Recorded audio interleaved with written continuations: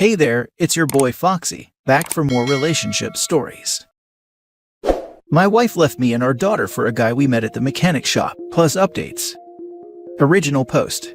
We've been married for 5 years. We have a 4-year-old together. She has 2 other kids from a previous marriage, and they are pre-teens. About 2 months ago, we went to the mechanic shop to get her car serviced, and the guy there, she kept talking to him and looking at him. I ended up talking to him too because I had a Raiders jersey on and he said he was a big fan of the Raiders. Anyway, I work 10-hour days that she absolutely hates, but she is a stay-at-home wife. I pay all the bills, so I have to be away. She was seeing this guy we met at the car shop every day I was at work, behind my back. 3 weeks ago I came home. She wrote me a text saying she was gone, and she's in love with this guy, and she believes this is her soulmate.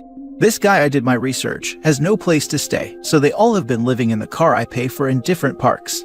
The sad part, she left our 4-year-old behind and took the other 2 kids that are not mine, and she has blocked me on everything. Family members have sent me posts of her saying how much she is happy now and in love with her sexy man. It hurts to the core. I can't eat, sleep, or function at work. Worst is, my daughter cries every night. Thank God my sisters and mom have stepped up to take care of her while I work, and they watch her full-time on the weekend. It's like I'm numb and don't know what I did so wrong. I took care of her, loved her when she was sick, loved her children. The worst thing she said I did was work too much, and that I didn't have time for her. Well, sorry, I'm the only one paying bills. It sucks so bad. The other worst part is last night, she had the cops beating on my door. When I opened up, it was her and the cops. They were escorting her in to get her things. I'm so glad our daughter was sleeping. She gathered up some more clothes and said toss the rest as she'll never be back. I looked outside and the guy she's with is sitting in the passenger seat. I am beyond livid. Oh yeah, and she texted me this morning asking if I have gas money for her and will I pay the car note, and maybe she will talk to me face to face, but this is the only way. I didn't respond. I am numb. Yes, I worked a lot. I'm sorry I didn't have time to take you to the movies or a special dinner, but we have never been hungry one day. Have a beautiful house, and I always give you anything you ask for. Why not communicate so I could have worked on being a better husband and father? My wife is so beautiful I thought I was lucky, but now I see the real her. Edit. She has sisters and a mom. She's not close with her mom or her sisters except one, so she might take her, but she's younger, kinda living her life in her 20s and just graduated college. They don't have their bio dad, just me, so I don't know. I think they would go to foster care. Being honest here, but I would take them in if I could. I just don't want the drama with her. If she can just leave me the kids and go, then I'd be good. So I can start to heal, as this is too painful to deal with at times. Yes, the car is in my name. I pay for her phone bill as well. Thanks you all. I'm scared to turn off her phone because my son left his cell phone here in his room, and I believe my daughter has hers on her because she posted on Facebook a very sad message. Then she blocked me from looking at her page because I was leaving her messages. I think it was her mom that did. I literally have no contact with them except today when she took me off block from her phone to text me and call. She completely iced me out. The kids started school a few weeks ago, but now I don't think they are going because their backpacks are in their rooms. I looked in all their clothes. She only came to get more clothes for her. Yes, I am calling CPS to see what they have to say. Have to be honest, I was hesitating. Don't know why I am so scared of her reaction. No, she has never worked since I known her. She said her dream was to be a stay-at-home wife. But even when she would complain she was bored of it, I said she could get a part-time job, and she said no, she really doesn't like to be work if being honest. Yep, she'd always complain about being bored or just unfulfilled. I said, well, you could get a part-time job, and she acted like that was beneath her. So I have no clue what she really wanted. She would shut down and tell me to stay home more. That was impossible with the lifestyle we were trying to give the kids. And she is very high maintenance, so nothing was ever good enough. I don't understand her, and probably never will. Now for the top comments before reading the update. Get a lawyer. File for divorce in full custody. Hoping you've already done this. If not, do it tomorrow. She has abandoned you, your marriage, your child, and the family home. If her name is on the deed or mortgage, this is important. Get screenshots of all her glowy posts about her new life. In the car. If the car is in your name and not hers, report it stolen. If it's in your name, don't stop paying for it. That hits your credit report. Call CPS. Those other 2 girls should be in school right now. Are they? Don't be surprised if she hands them over and CPS shows up on your doorstep with the other 2 kids. Have a plan for that. Yup, thank you. Our friends and family have sent me all the posts on her Facebook about how happy she is now and in love. I've kept them all, even the photos. Get in touch with her ex if you can. I'm sure there is a pattern of this behavior from her last relationship. It may help your case around custody. This sucks horribly, but she's absolute trash and likely not mentally stable. So my advice in order: 1. Immediately go no contact. Change the locks, return any mail that comes to her to the sender. 2. Report the car stolen and stop paying the note. Inform the lender that the car has been stolen. 3. Remove her from any insurance policies. Remove her as the beneficiary of any of your insurance policies or will. 4. Immediately file for divorce and get a temporary restraining order, and at the very least a temporary ruling that you have 100% full custody of your daughter. 5. Make sure you notify your daughter's school of the restraining order so she can't check her out or pick her up from there. I'm not sure it's a good idea to stop paying the car payment if it's in his name. I'd hate to see this witch destroy his credit too. I definitely think he should do the rest though. He should also make sure she doesn't have access to his money in the bank or on credit cards anymore either. I would not doubt if she tried to clean him out in Jumptown. Stop paying for the car. Call the cops and CPS on her butt for forcing her children to be homeless. And start compiling evidence for your divorce. I'm sorry she broke your heart. And definitely take some time to grieve. But you need to get all of your legal ducks in a row to protect your child and yourself from her. I guarantee she will come crawling back. Don't be dumb and take her back. Life is too short and people change. Do what is best for your daughter. Be thankful you have family to help raise her. A lot of people don't have the extra support. I'm so thankful for my siblings and mom, even though I know this is a huge responsibility on them. I feel blessed in that aspect. It feels drug-related, bro. I would bet money that meth is involved here somewhere. This crossed my mind, but she doesn't do those. She smokes weed, yes. But they have been behind my back for 2 months before she left, so who knows what's been going on. I've been so busy with work that I feel like it might be my fault. I should have paid attention. Now for the first update. I met up with her at the gas station by the house. When she was crying on the voicemail, I gave in. Sorry, I'm only human. I do love her, but I am done with her now. When I got to the gas station, I was shocked to see her, as I think people are right that she is on D's. In just 3 weeks, my wife was already small, but she is bony now. And my wife always dressed beautiful, even casual, and she was in literal sweatpants rags. But her nails were done. Whatever. I gave her $200 for food and gas. Her guy was in the car as well as my kids. I said, I will take the kids, please. They can go to school or have your family pick them up. She said no, that she wants her kids with her, that they are no longer any of my concern. This killed me inside, as I've been their dad for 5 years. They call me dad and I love those kids with my heart and soul. She refused to say if they are in school. Don't worry, I called CPS today and left voicemail. I said, you have another kid, remember? She says, yeah, I love her and miss her, but right now I do not want to be in her life, and you need to respect that and get over it. She is better off with you. She literally said, I don't want to be in her life. I said, are you in love with that guy? She said, yes, she is. She made that clear. She doesn't want to talk about it. I said, okay, I want a divorce, and she said no, she doesn't want to discuss that either. She does not want to give me a divorce. Well, shocker, I'm getting in contact with a lawyer. Then she says I must pay the car note on Friday. I said, nope, not gonna happen, nor your phone bill. She said the other guy will pay her phone bill, but I will pay my car note as it's her car. It's in my name though, so that will be a fight for me in the future. Whatever. Not arguing, bye-bye. But the craziest thing is, she says I love you, loud as hell as I walked away. I didn't even turn around nor say it back. That was it for me. Oh, and my birthday is tomorrow and I asked if I can take the kids out to eat with me. I plan on going to my favorite steakhouse with my daughter and family. I would love for them to come. She said absolutely not. So I said, are you really sleeping in parks, and why? She got upset and said I need to mind my business. So yeah, folks, thank you so much for all advice. I was scared to call CPS, but I did it. I just feel like this is a long emotional battle that I am already drained of. Hang in there, OP. You are doing the right thing, but don't let your wife manipulate you.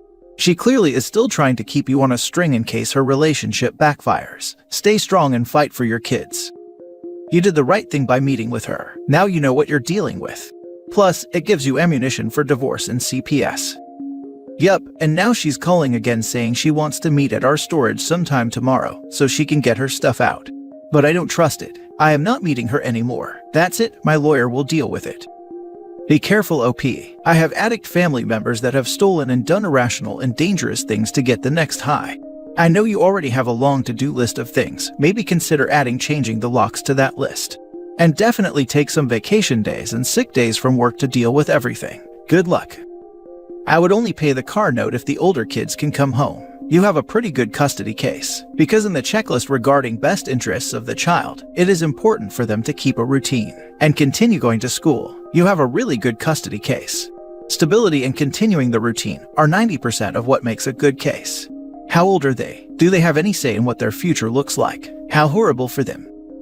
They are 13-year-old twins, love him to death. They are really good kids with some anger issues, but they have been dragged through a lot. They were finally stable with our lifestyle. Now she ups and does this. I think it's only a matter of time before she splits with this guy and tries to fix things with you. Her new lifestyle isn't sustainable, and she's not going to make a sustainable life from the choices she's made. The car she's living in belongs to you, and you should absolutely work with the police to get it back. The fear of being homeless and alone will eventually scare her straight, and she'll beg you to take her back. My advice is do everything to protect yourself and your children legally and financially now, then divorce this woman and let her live with the results of her decisions. She was homeless when I met her, living in her car. My friend threw a party and she came with her friends. I did not know this woman, but when I woke up the next morning, she was in bed with me. I'm talking laying under the covers fully clothed while holding on to me. We didn't do the deed and I was drunk, but it's like she picked me and latched onto me from that day forward. So many red flags looking back. She had a beautiful, fun personality and really attractive. I was wrong. Now for the latest update. My son called me tonight on her phone to tell me happy birthday. Weird that she's letting him use her phone to call me of all people. I asked him where was he at. He said they are staying at this guy's mom's house for the night. They are staying in one room, at his freaking mom's house.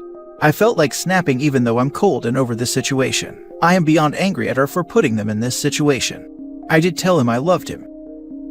Jesus Christ, OP should have called CPS sooner, but I can understand with the stress he's under.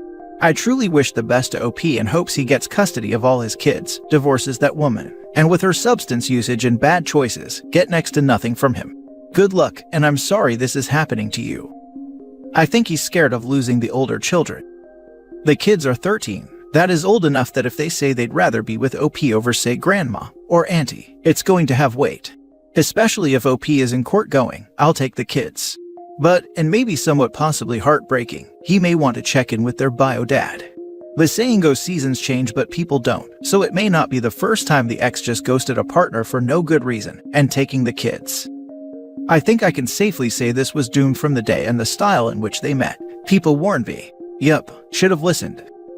Yeah, OP doesn't seem very bright. It sounds like he was dazzled by her beauty. He mentions that a lot, and ignored all these signs that she was essentially a mentally ill homeless woman because he wanted what he wanted.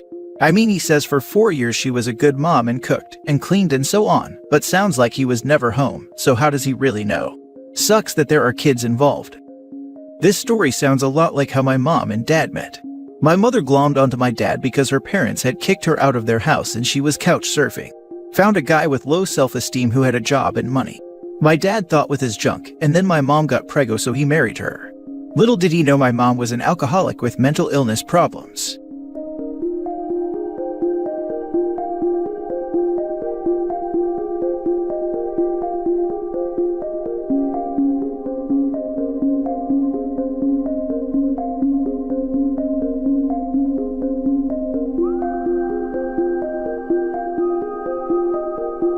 Hey there, it's your boy Foxy, back for more relationship stories. Parents booted me out at 18 and left me homeless. 10 years later and they lost everything to 2020 bankruptcy, so they broke into my home to squat while I was away. Plus updates. Original post. I'm 30 male and my parents didn't really want kids. I was an only child and pretty much an accidental pregnancy from what relatives have told me, as my parents claimed that they were going to be child-free when they married. My childhood was initially good, but I think after I started growing out of the cute and adorable phase, my parents were less inclined to spend time with me. They both worked and had their own business that they started together. That business was their life, and I was always second fiddle to it. Any other close members of family like my grandparents lived states away, and I barely knew anything about them till I was an adult, so I had no other family around my entire childhood. I was practically raised by TV and my school teachers. My own birthdays by the time I became a teenager were often spent without my parents, as they'd just give me some money and tell me to go out and buy whatever I wanted. It was more or less the same with Christmas, and sometimes even back to school shopping. We wouldn't have even had a Christmas tree after I turned 10, if it weren't for the fact I convinced my parents to buy a fake one I could build up, and then take apart later every year. If I were to describe my parents, think of them as those people who always wear black, drink lots of wine, and look down their noses at people. And the last I saw of my parents, they still looked and acted the same way, although my father was always wearing a toupee now. When I turned 16, I asked my parents if I could work part-time for them at their business, and they just told me they had no open positions or anything like that. They may as well have just come right out and said they didn't want me there. Then after I turned 18, my parents told me that since I was an adult, they expected me to move out as soon as I was able. I was working part-time because I was still in high school, and I didn't have anywhere near enough saved for college. And not long after high school ended, my parents told me to pack up and move out. They got an official eviction notice that gave me 30 days and everything. They didn't even help me move. I had to get help from a friend's dad who owns a truck. I ended up renting a crappy apartment and working retail. I had no real life experience and no time for college. Then after just a few months, I got fired because my manager legitimately had it out for me and wrote me up for the stupidest things. I don't even remember what they were anymore, but I wasn't the only one the manager treated that way. I called corporate about it and so did a few other people. Corporate looked into the manager and they were soon fired for various reasons, not many of which I actually know since it was mostly kept quiet. But someone told me theft of cigarettes was a part of it, and the manager was a chain smoker. Corporate refused to rehire me and only said that they'd change the record to say I was laid off instead of terminated, so my resume would still be clean. Guess they considered me damaged goods or something. I ended up going broke pretty fast because I was terrible at managing my own money and couldn't find steady employment.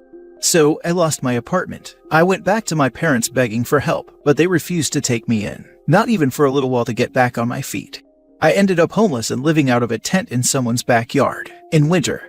My friends had all moved on to college, some in other states, while I was a broke kid taking whatever work I could to stay alive. My salvation came when one of the neighbors of my parents found out I was living out of a tent and offered to take me in for a little while so I wouldn't freeze. She helped me badger my parents into telling me how to get in touch with the other members of my estranged family. My parents did not want to say. My guess is out of fear of being judged for throwing their son out the way they did. But they coughed up the info and gave me a list of contact details, and then told me not to bother them ever again. I called my grandparents from my father's side of the family, and they were very surprised and happy to hear from me because they hadn't seen me since I was an infant, and I'm their only grandchild. My grandparents, after finding out my situation, flew me over to live with them as soon as they could. They basically adopted me. My parents didn't even see me off at the airport despite being invited to. I had zero contact with them for pretty much a decade. My grandparents said they despised my parents for treating me so poorly and legally disowned them by striking them from their wills. My parents, I'm told, were not happy to hear that, but also said it didn't really matter because they were plenty well off and didn't need anything from my grandparents. How wrong that statement turned out to be. After about a year of living with my grandparents, I was able to afford to start going to community college. I got an associate's degree, got a decent job thanks to a recommendation from my grandpa, and eventually my grandparents offered to sell me their house so they could retire to Arizona. My grandma wanted to live in a warmer climate as the cold winter was getting harder and harder on her health every year. I was sad to see them go, but I happily bought the house. They sold it to me for 1/3 its value, and I'll have it paid off in a few more years.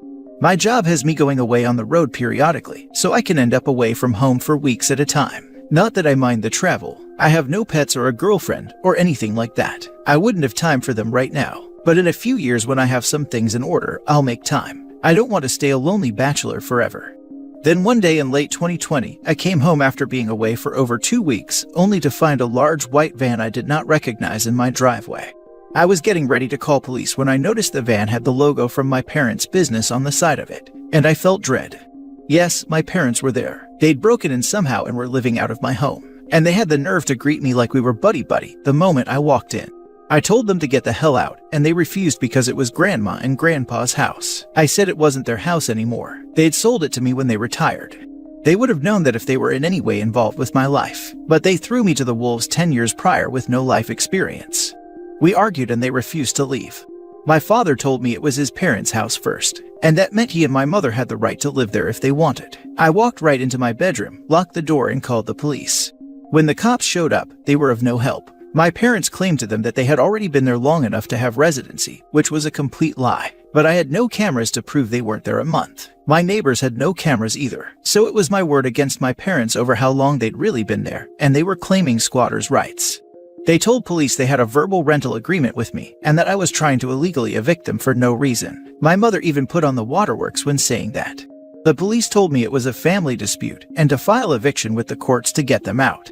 And this was in 2020. Getting to court for anything took longer because of the pandemic. Meanwhile, my parents are squatting in my house rent-free and rubbing it in my face. From the information I got out of them, their business went bankrupt and they sold off almost everything they had to pay their debts. All they had left was the van and a few personal belongings, so they expected to live in my house rent-free for the foreseeable future. They were working too. Both of them soon got new jobs. My father as a delivery driver, my mother as a sales associate. They were making money, and the only things they contributed to was electricity and water utilities, which was basically just handing me a $100 bill every month and saying I should be grateful they were paying me anything. Anytime I tried to discuss proper rent with them, they just said I owed it to them to live rent-free because I took 18 years of their lives. And it's not like they were demanding the money back for that time, then threatened to stop helping with the utilities altogether. I was so at my wit's end that I ended up calling my grandparents to explain the situation to them. They were very unhappy and spoke with my parents, but my parents still said they had the right to stay in my home and refused to budge. My grandpa told me he was sorry it had come to this, and that if they hadn't sold me the house, my parents wouldn't have invaded. I told him not to worry. I'd already filed for a legal eviction and would get it soon enough, and my parents already knew that they were on borrowed time. I made sure to say that in earshot of my parents too. They responded with the silent treatment. My father was away most of the time driving a delivery vehicle 6 days a week, which was a job really not to his liking. And my mother basically tried to take over my house in her spare time. She demanded I let her rearrange my living room, and even tried to force me to give her and my father the master bedroom, because they were my parents, and they deserved better, as she put it. I vetoed both of those things and said they don't deserve better, and to stop trying to act like I owe them anything. I didn't ask to be born, and it's a normal obligation for parents to raise their own children. And all they were doing was trying to assert dominance to try and keep me from kicking them out. Finally, after 4 months and now into early 2021, I managed to take my parents to court over their squatting. We only needed to go to court because they fought the eviction and tried to gaslight me into rescinding it. They tried to use the fact it was formerly my grandparents' house, and the fact that they were giving me $100 a month as some sort of leverage of residency. But there was no real rental agreement, and they were smart enough not to try and forge one, as that would have been fraud. So the judge ordered that they needed to be out in a maximum of 30 days because they have zero claim on my house. After court, they confronted me and said they were disappointed in me for kicking out my own flesh and blood.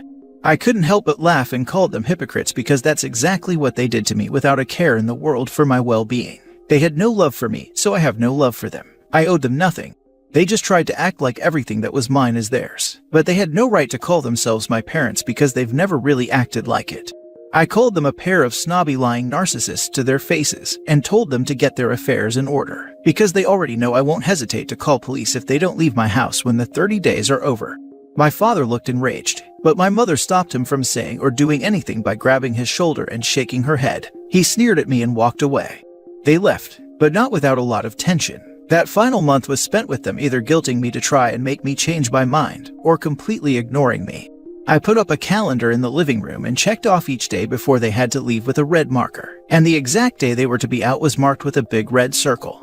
I still remember that final day was March 2nd. My parents waited until the exact day they had to leave my home for good before they finally left, even when all their stuff was out of the house and they were sleeping on the floor in the guest room for a few days.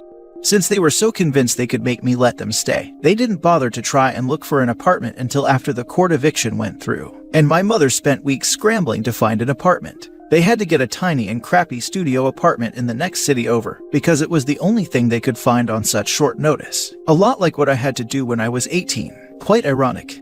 I drove my mother over to see it once, and the apartment was terrible. The walls were baby barf green. The carpet looked like it was 20 years old. The only window just had a view of a brick wall outside. There was no dishwasher. The stove was the smallest one I'd ever seen, and the toilet looked like it really needed to be replaced. The walls also did little to stop noise from neighbors. There was already 2 people loudly fighting in the adjacent apartment while we were there.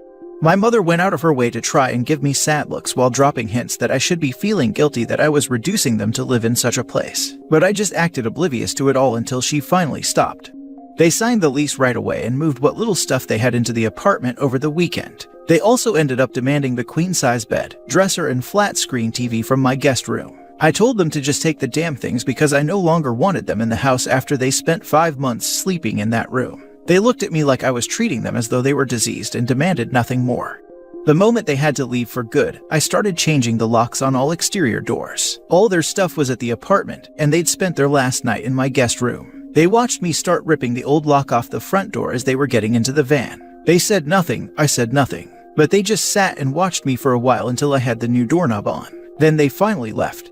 I breathed a massive sigh of relief the second that van went down the road. I figured karma had finally come for them and they could live under a rock for all I cared. But nope, my grandparents heard from them recently. They'd called them to brag that they had a new business similar to their old one in the same state as I'm living in now. And they are basically on track to be right back to where they used to be in life prior to the pandemic, which was making good money and looking down on others. I've already Googled their new business, and it seems like it's doing well. They have many positive reviews and everything.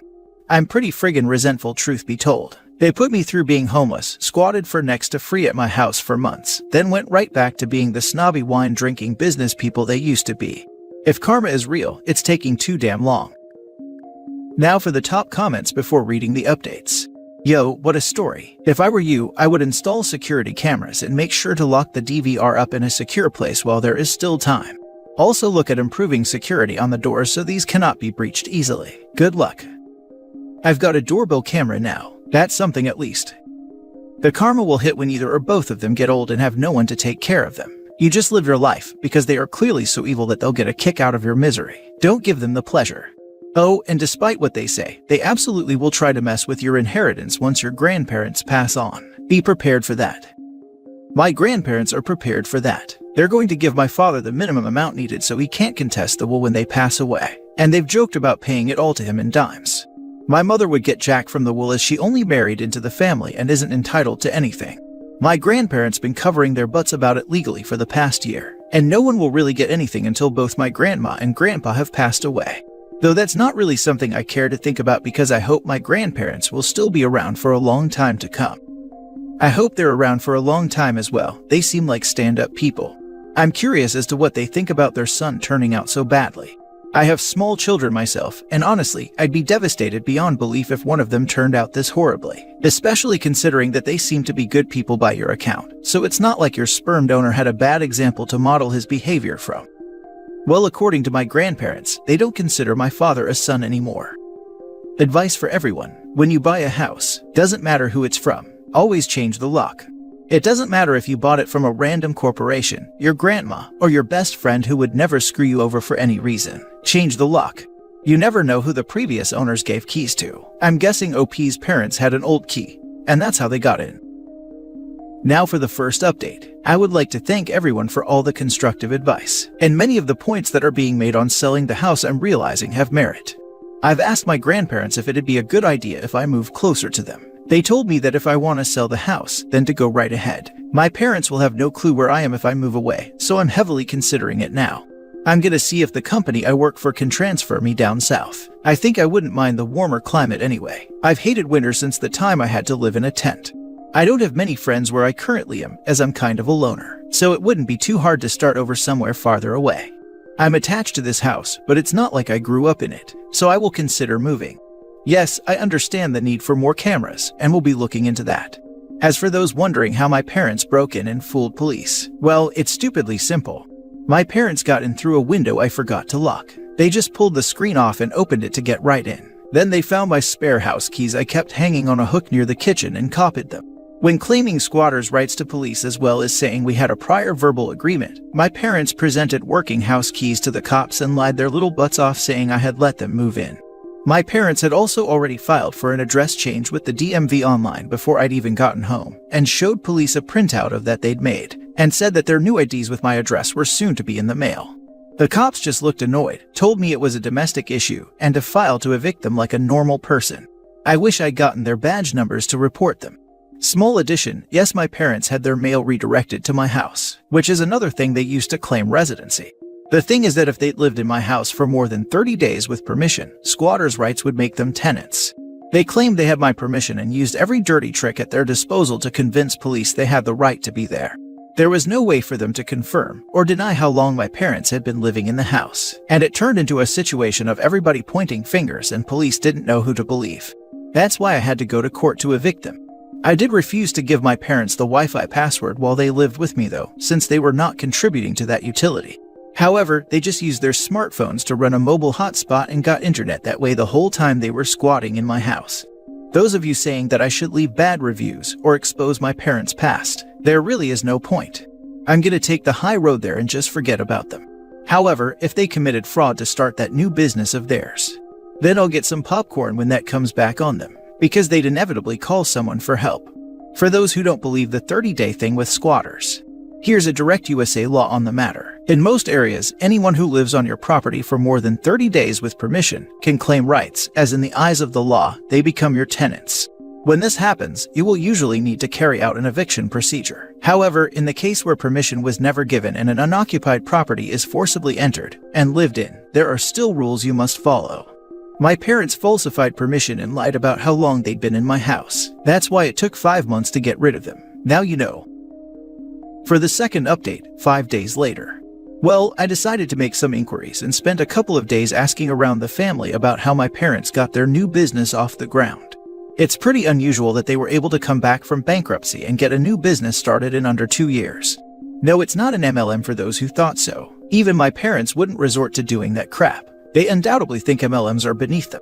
My parents' new business is comparatively smaller than their previous one too. I'd say about half the size.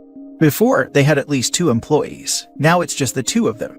Someone pointed out I should be watching my credit for identity theft. I already was and have been since I first started dealing with my parents squatting in my house. I put nothing past them, and they knew it. Honestly though, I'm not sure they even bothered to remember my legal information in the past decade anyway. Heck, I'm not sure they bothered to even remember how to spell my first name. But I did lock down my credit, and there has been no unusual activity on it at all. So, my parents didn't try to steal their company funds from me at least.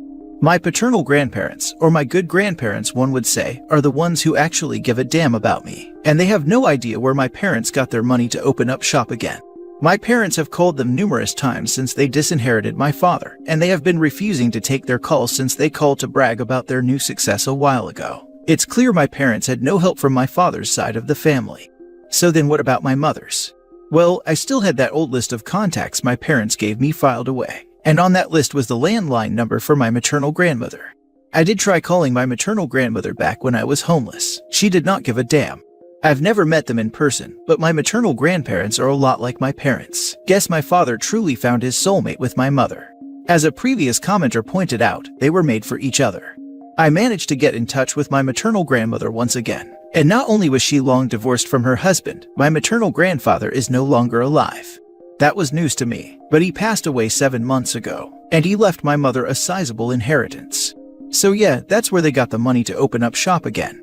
My maternal grandmother sounded so proud of them too. She had little interest in speaking of much else, and it's likely why my parents called my grandparents to brag about how they are so successful again. They wanted to rub salt in the wound since my good grandparents cut them off. I really don't care though, and neither do my good grandparents. Everyone on my paternal side of the family all say my parents can go kick rocks. They want nothing to do with them. I'm not the only one my parents have jaded. My mother's side of the family are full of divorcees and drunken loners who all hate each other and just pretend to act civil. My father's side are what I'd call just very normal and nice people. My father though burned bridges time and time again. When I was born, my grandparents wanted to be in my life, but for some reason, my parents kept me from them. Why they did this I'm not entirely sure, but I think it's because they didn't want to be judged on their own parenting. I'd have been happier if they'd sent me to boarding school or to live with my grandparents, but I guess narcissists aren't truly happy if they don't have someone else to put down. I can only imagine the stuff they said about me behind my back my entire life. Either way, it seems my parents did nothing illegal to open up a new business. Nothing that can be reported to something like the IRS anyway. No law against using funds from inheritance as seed money to self-employment. My mother, like me, was an only child, so she got everything when her father died, including his house and land. That's where my parents are living now. I've seen a photo my maternal grandmother sent me. Not the nicest house, but not bad. Comparable to my own, I'd say. But it means my parents have a place to live scot-free now, and likely won't need to bother me again. I want to sell my house and move, but it turns out the company that I'm in the employ of has no branch in Arizona. So, it's either I quit and look for new employment in Arizona after selling my house, or I just stay where I am and hope my parents leave me alone. I'm looking into job searching, because I really don't want my parents to ever find me again. I won't move if it's not feasible, but I'd prefer to be able to. It would be moot to bother getting more cameras for the house if I want to sell it as soon as possible. But if I end up stuck here because of not being able to find another job in Arizona in the coming months, then I might as well get cameras installed inside and out. I've gotten a lot of good advice on the kinds of cameras to get and where to put them. I kind of doubt the same situation will ever repeat, but I just don't want my parents to ever try to seek me out again for any reason. If they need help when they're old, I'm not gonna care. They'll get what they gave, nothing. They're dead to me for the rest of my life, and the rest of my father's side of the family say the same. If I ever become a parent or step-parent, I'll make damn sure I never become like my parents. No child deserves that. Those people don't even deserve to be called parents. All the best to OP. People like them shouldn't even be parents. This should have a spoiler tag that it's infuriating. I am absolutely enraged. Yes, it just kept getting worse and worse. The need for revenge is serious law. They did get cut off and disinherited from dad's side, and mom's side don't seem like nice people, so there's revenge in that. Just because they have money again doesn't necessarily mean they are successful nor happy. Man, I really hate parents like that. Also, side note, and not to be offensive, but if they really didn't want to have children, why not terminate or give OP up for adoption? What's the point in have someone you don't want around? I think he said it in there closer to the bottom. It's so they had someone to look down on and take power from. People like that enjoy that crap. This person is doing amazingly well for how hard it seems his life was.